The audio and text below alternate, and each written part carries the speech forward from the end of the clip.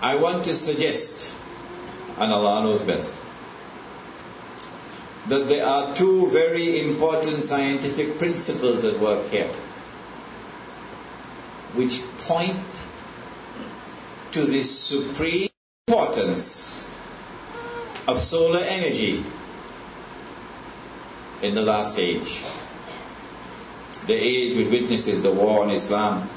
And that war on Islam is now reaching its climax. The next 50 years, I believe, are going to see the worst. The worst is coming up.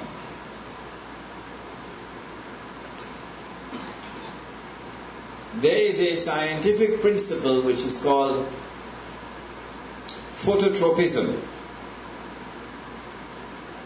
A plant, if placed by a window, would turn and move towards the sunshine. Oh, you know that. Yeah. Attraction to sunlight. And so the bodies could be rolling in consequence of attraction to sunlight. So when the sunlight enters on that side, they roll towards that side to get the sunlight. And when the sunlight enters on this side in the evening, the bodies roll back, attracted to the sunlight. Phototropism. Then there's a second scientific principle, that sunlight can be transformed into energy. It's called photosynthesis. Oh, you remember your school days now. Photosynthesis. Sunshine being transformed into energy is solar energy at work. And so the bodies of the young men got that sufficient minimum amount of energy to keep the vital organs still functioning. When we build the Muslim village, inshallah, we disconnect from a godless, vulgar world, and we go to the countryside,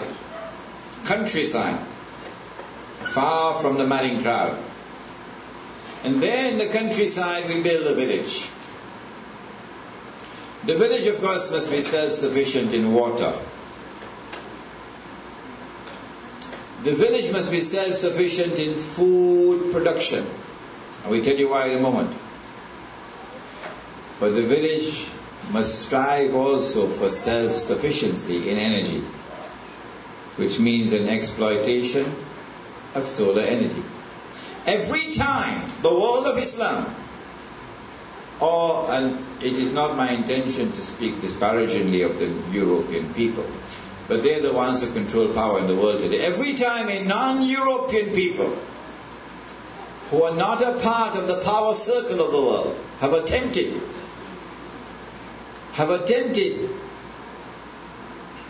to harness solar energy, to develop the technology for solar energy,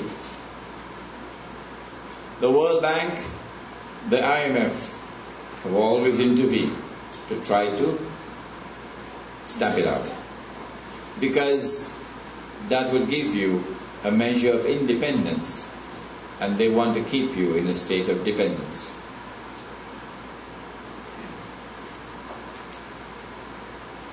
And so the young men slept until Allah woke them up.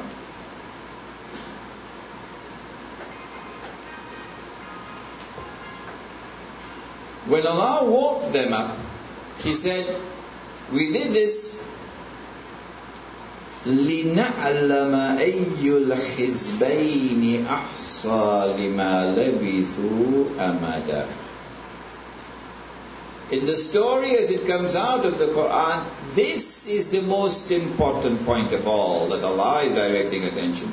He says, I have done this in order to determine which of the two groups, which of the two viewpoints can determine how long did they tarry in the cave. Which two?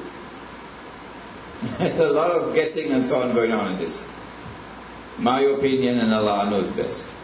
The two are the judgment of the determination of time based on external observation, and a judgment of the determination of the period of time based on an attempt to penetrate the internal reality. These two.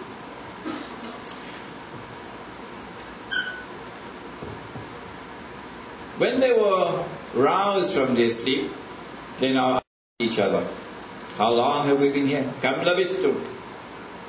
Some of them said, Qalu labithna yawman aw ba'da yawm. We feel as though we've been sleeping here for just a day or a part of a day. This is how it's going to be when we are raised from the grave.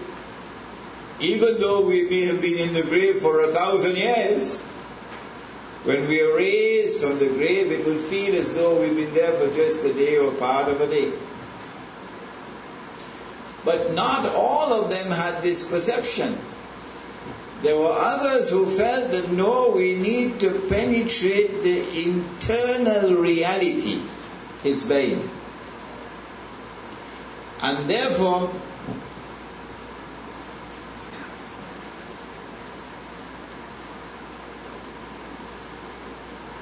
the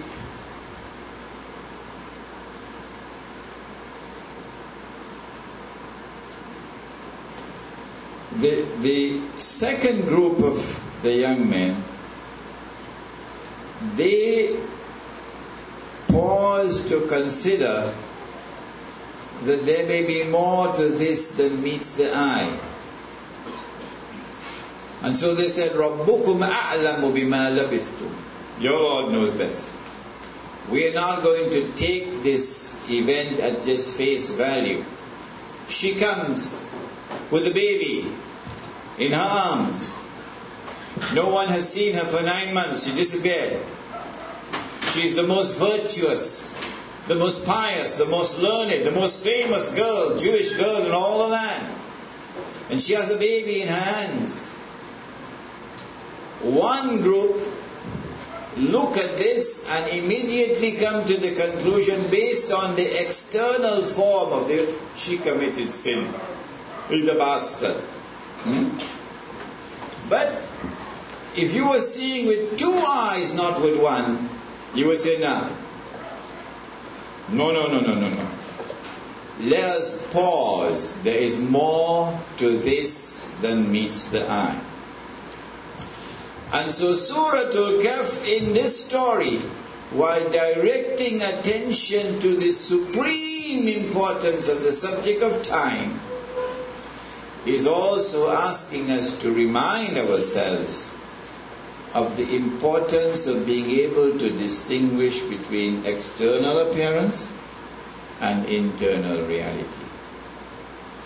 Now, how many were they, the young men? Some say 3, some say 4, some say 5, some say 6, some say 7, some say 8. That's not a subject for you to debate with anybody. Allah knows best. Stay away from that and proceed with the subject. But in directing attention to the subject of time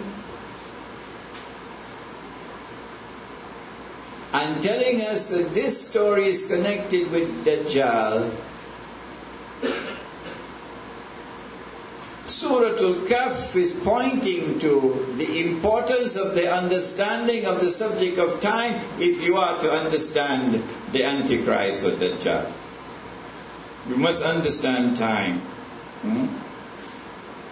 Our teacher, Maulana Ansari, teacher of Maulana Nasir and myself, our teacher was the master of this subject. About the multi-dimensional nature of time. He would lecture and tell us about serial time. And then he speak about biological time. And then he speak about cosmic time. And then he speak about absolute time. And then he quote for us Hadith